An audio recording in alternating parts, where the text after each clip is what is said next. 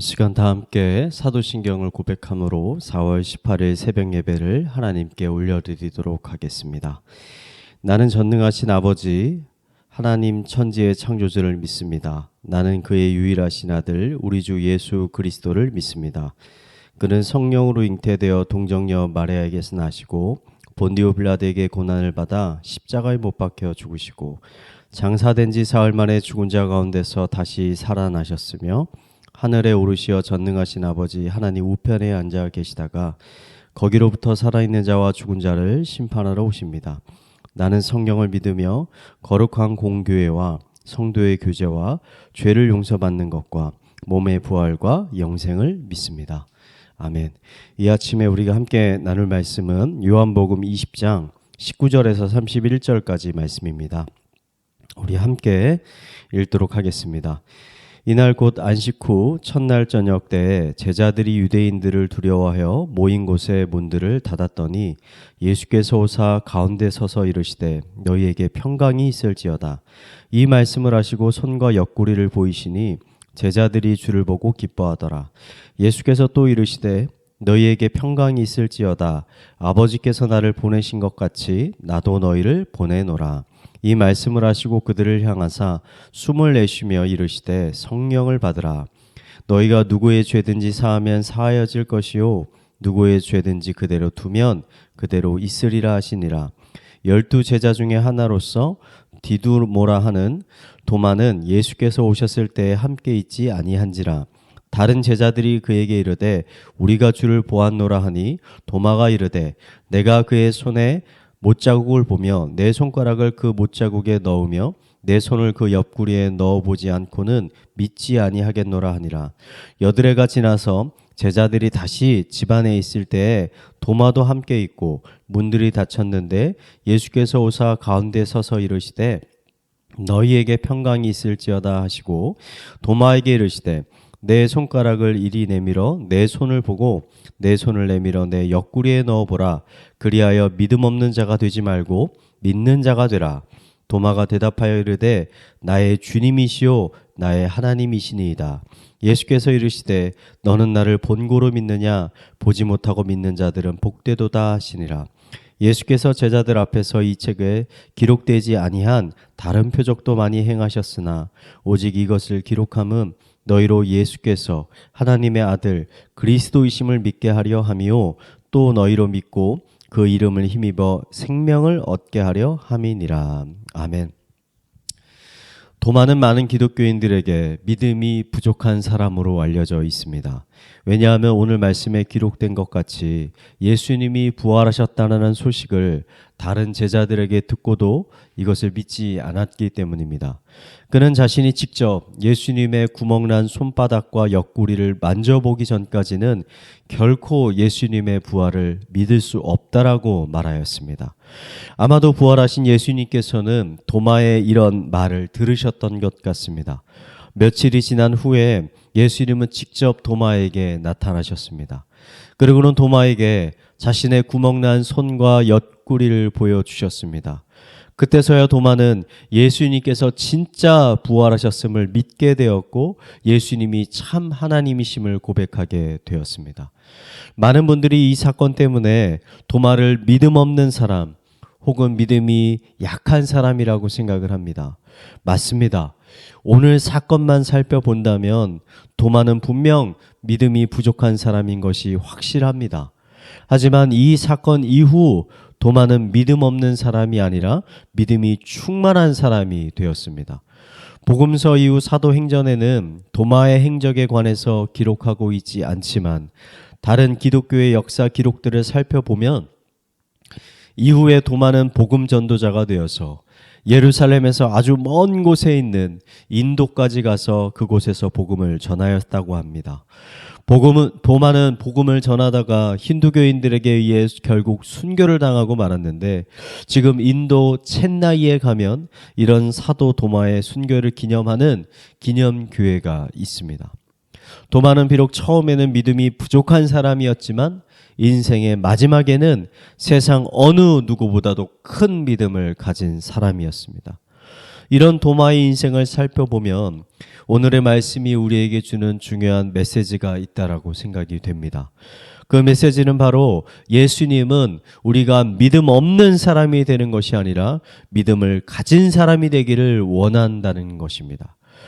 예수님의 부활을 믿지 못하고 있는 도마에게 나타나신 예수님은 도마를 꾸짖지 않으셨습니다.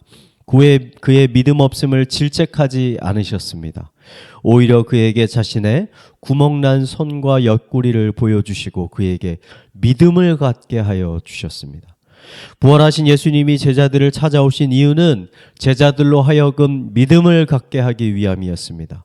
예수님이 여러 번에 걸쳐서 제자들에게 나타나신 것은 그들의 믿음의 연약함을 아셨기 때문입니다. 예수님은 동일한 마음으로 우리들을 바라보고 계십니다. 예수님은 우리들이 믿음 없이 세상을 살아가기를 원치 않으십니다. 예수님은 반대로 우리가 믿음을 가지고 예수님의 제자들이 살았던 것처럼 믿음의 삶을 살아가기를 간절히 원하고 계시는 겁니다. 그러한 의미에서 저는 예수님의 구멍난 손과 옆구리를 보기 전까지 결코 예수님의 부활을 믿을 수 없다라고 했던 이 도마의 고백이 부끄럽기보다는 오히려 솔직하다라는 생각이 듭니다. 왜냐하면 도마는 그러한 고백을 통해서 결국 부활하신 예수님을 만날 수 있었고 참된 믿음을 얻게 되었기 때문입니다. 여러분, 믿음이 작고 연약한 것이 부끄러운 것이 아닙니다. 믿음이 작고 연약한 것에도 불구하고 하나님께 더 큰 믿음을 구하지 않는 것이 바로 진정 부끄러운 것입니다. 많은 기독교인들은 현재 자신의 믿음의 상태에 체념하며 살아가고 있습니다. 어떤 누구누구는 믿음이 크지만 어떤 누구누구는 큰 믿음을 가지고 있지만 나는 그냥 이 정도가 최선인가 보다 라는 자조적인 고백을 하며 살아가는 분들이 우리 주변에 많이 있습니다. 여러분, 아닙니다. 하나님은 우리가 이 정도의 믿음에 만족하며 살아가기를 원치 않으십니다. 하나님은 우리가 도마와 같이 큰 믿음, 온전한 믿음을 가진 사람으로 성장해 가기를 간절히 바라고 계십니다. 오늘 이 아침 하나님 앞에 나아가 우리가 함께 기도할 때 우리의 믿음의 연약함을 하나님 앞에 솔직히 고백하고 하나님께 더 큰 믿음을 구하는 시간이 되었으면 좋겠습니다. 우리가 하나님의 은혜의 문을 구하고 찾고 두드릴 때 도마를 찾아오셨던 그 예수님께서 우리를 찾아오실 것입니다.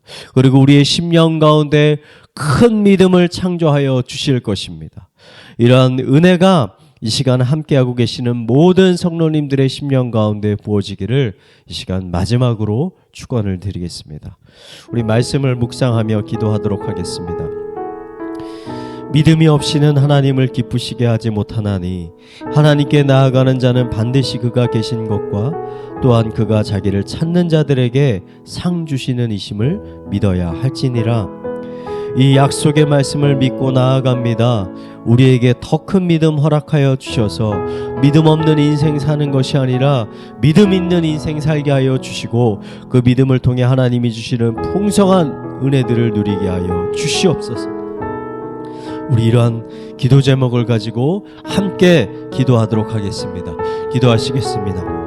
하나님 아버지, 우리 가운데 찾아와 주셔서 도마를 찾아와 주셨던 것처럼 우리의 삶 가운데 우리의 심령 가운데 찾아오셔서 부활하신 예수님을 깨닫게 하여 주시옵소서. 능력의 하나님, 권능의 하나님, 살아계신 하나님을 우리가 직접 경험하고 우리의 심령 가운데 정말 큰 믿음 가질 수 있게 하여 주시옵소서. 우리가 의심하며 믿음 없이 하루하루를 살아가는 것이 아니라 우리 가운데 참된 믿음을 가지고 하나님께서 우리와 동행하시며 하나님께서 우리를 인도하시며 하나님께서 우리를 보호하신다라는 믿음을 가지고 우리가 하루하루를 담대히 살아갈 수 있도록 주님께서 인도하여 주시옵소서. 우리가 믿음을 가지고 기도의 골방에 들어갈 수 있게 하여 주시고 우리가 믿음을 가지고 하나님 앞에 구할 수 있게 하여 주시옵소서. 아버지, 우리가 믿음을 가지고 구하였을 때 우리의 기도에 응답하여 주시고 하나님께서 준비하신 충만한 그 풍성한 은혜들을 우리들에게 부어 주시옵소서. 그것으로 인해 아버지, 우리가 풍성한 삶을 누리며 살아갈 수 있게 하여 주시옵소서. 우리 교회를 위해서 이어서 기도하겠습니다. 우리 영혼을 살리는 의왕 우리 교회가 되게 하여 주시옵소서.